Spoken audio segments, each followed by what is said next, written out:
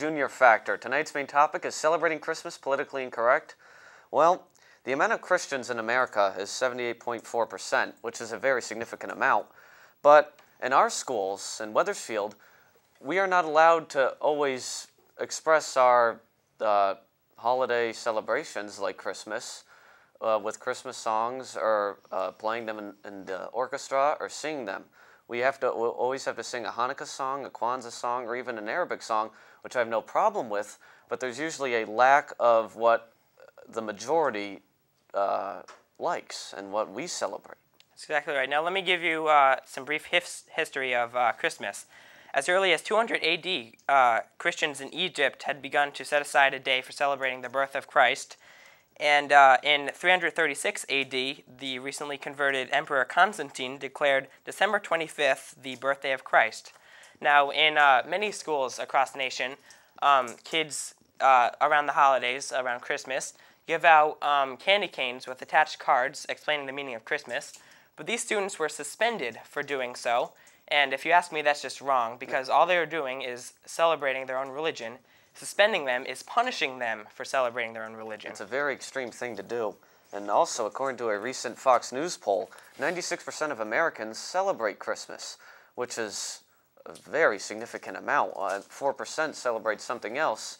But also, in a recent Gallup poll, 90% of people in the U.S. recognize Christmas as the birthday of Jesus Christ.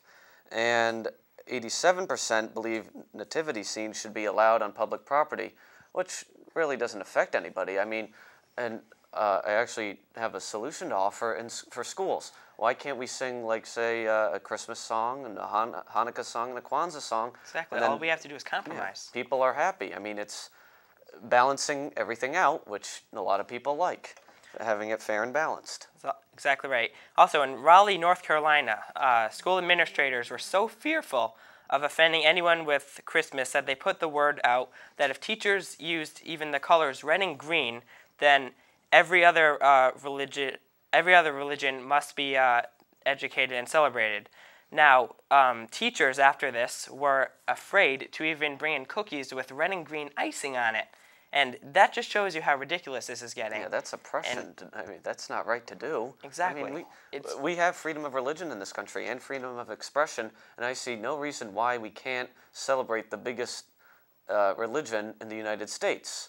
I'm not saying people can't celebrate other religions. There's no problem with that, but to have it balanced, like I said before, is what people like. And according to the Alliance Defense Fund, there are a few legal facts regarding Christmas.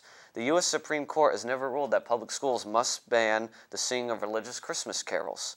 Also, school officials may refer to school break in December as Christmas vacation without violating the Constitution, and school officials also do not violate the Constitution by closing on religious holidays such as Christmas or Good Friday or Easter. And no court has ever held that celebrating Thanksgiving and Christmas as religious holidays requires recognition of other holidays. And there's also the three reindeer rule, which courts use so that every municipality has to have a sufficient number of secular objects in the town, such as a nativity scene in a public place, which really is not a problem.